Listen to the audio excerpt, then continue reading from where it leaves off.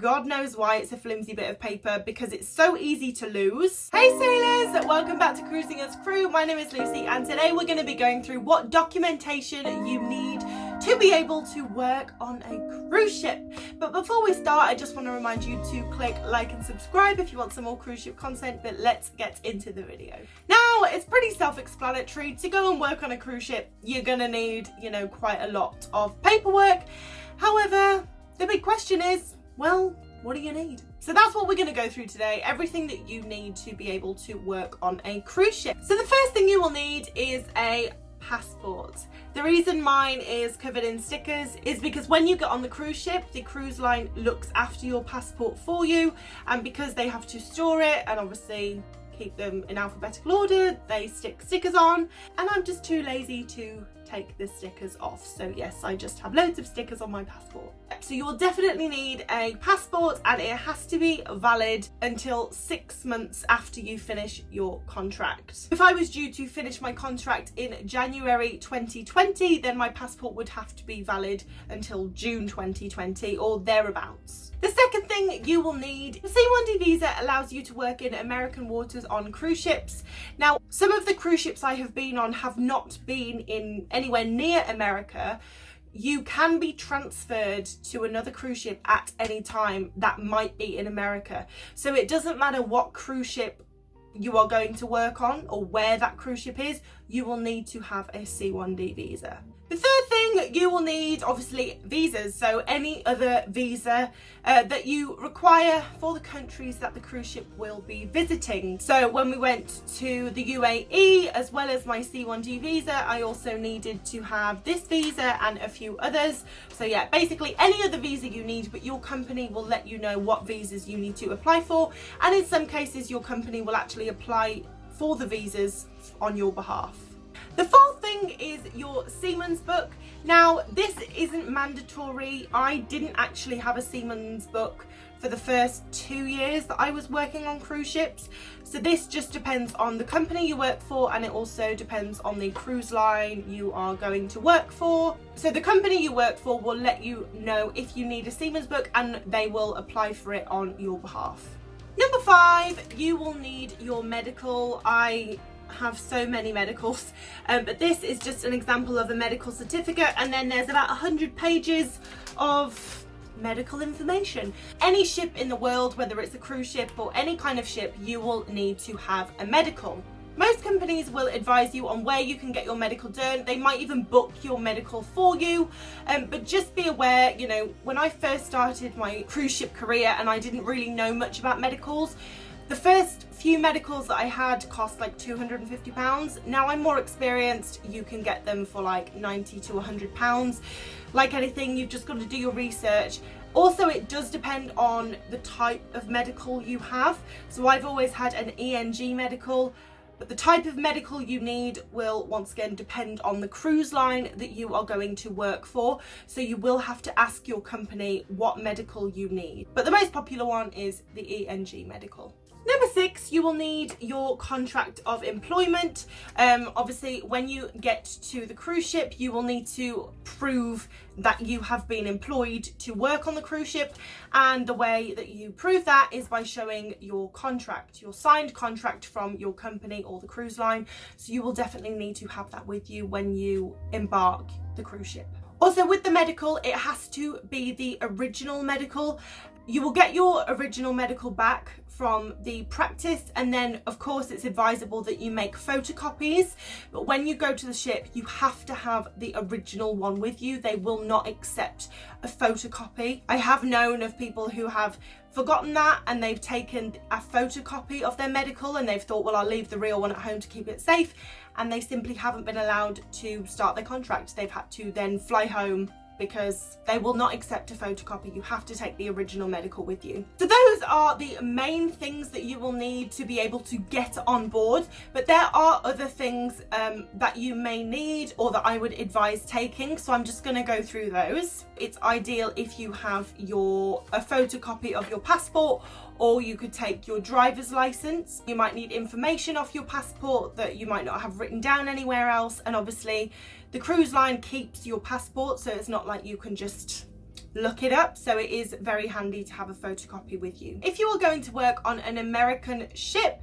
then when you get on board, you will be given an I-95, and this is basically your visa for America. So you will not be allowed off the ship unless you have your I-95.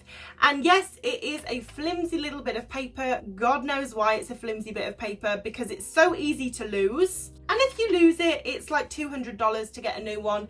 And without it, you cannot get off. So like Virgin Voyages, for example, we're going to be in Miami a lot. If I lose my I-95, which is my American visa, I will not be allowed to get off in Miami. I will have to pay for a new I-95, which will be about $200. You do not have to pay for your I-95 the first time. The cruise line pay for it. However, if you lose it, you have the option to pay for a replacement, or you just don't get off. For some countries, you will need to have an immigration letter. So a letter from your company stating the reason that you are in that country. You're in that country to board a cruise ship. So like when I flew to Alaska, so when I flew to Alaska to join the ship, they're quite strict in America, and they were asking me all these questions, and I was getting a bit flustered, even though there was nothing to get flustered over because I was there for a legit reason. I just showed them my immigration letter and it answered all their questions, and I was let go. Definitely make sure you have the immigration letter handy if you are told that you might need one. Also make sure you have emergency contact numbers handy. If you are flying to a cruise ship, most likely your company will book the flight. Sometimes obviously things can go wrong with flights. Maybe your flight is delayed, which means that you're not going to get to the country in time to board the ship. You know, by the time you get to your country, the ship might have left. Whatever the problem is, you need to have the contact numbers for your company so that you can contact them and let them know what is going on. So I'm just going to use Steiner as an example, but they give you like a little card with all the emergency contact numbers you will need if anything goes wrong. And whatever company you work for, they will have an emergency contact number. So make sure you have that dialed into your phone or written down somewhere. A certificate that you might need, but once again, it's dependent on the cruise line that you are going to work for, is an STCW certificate.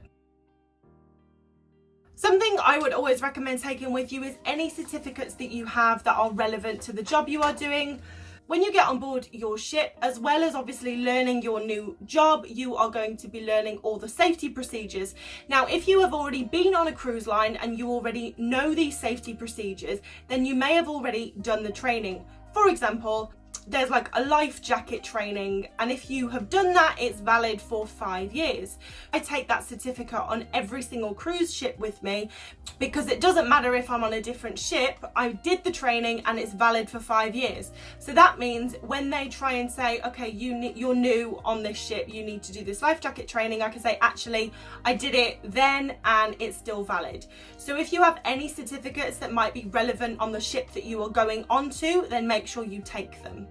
I did a security awareness course on board Royal Caribbean, so this was valid on every Royal Caribbean ship that I worked on. All cruise lines do things differently, so when I moved to P&O and like now I've moved to Virgin, I will have to do another security awareness course. It's always a good idea to take your performance appraisals. Whatever company you work for, whether you're working directly for the cruise line, whether you're working for a third party, you will have performance reviews, basically to help you improve at your job, and I would always recommend taking previous performance reviews with you. Another thing is it's always important to take doctor's notes with you. For example, I am a heart patient, so when I go on my cruise line, although I have my medical which states that I am absolutely fine, I do have a letter from my cardiologist explaining my heart condition and that it is fine for me to be working on board cruise ships, just so if anything happens while I'm away, I have a letter explaining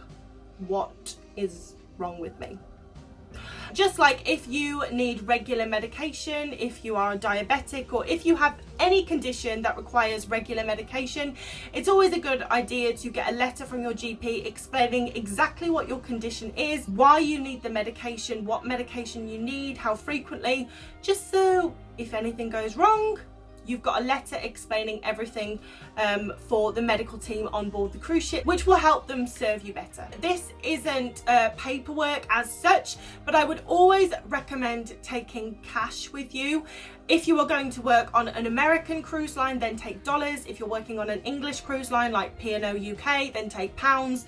Whatever currency they use on the cruise ship, I would recommend taking some cash, because if you need to buy internet, if you need to buy a phone card, if you need to buy anything on board, then most of the time they only accept cash. So it's always better to just have a little bit of cash with you. I imagine most of us have a debit card which you're going to take with you, but I would always recommend either taking a credit card with you, like a Clarity card, so that you don't get charged when I withdraw money abroad, or you could take a Revolut card where you can load money onto that card, and once again you don't get charged as much using it abroad.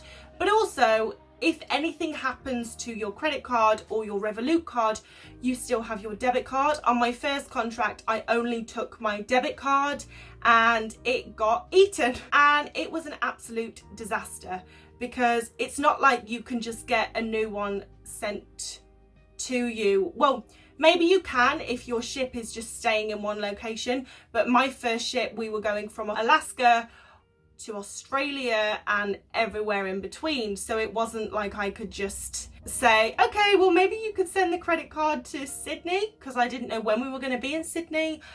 I didn't know anything. So getting a replacement card sent to you is an absolute nightmare. So the more cards you can take with you, just in case, the better. I hope you have enjoyed this video explaining all the documents you need to work on a cruise ship.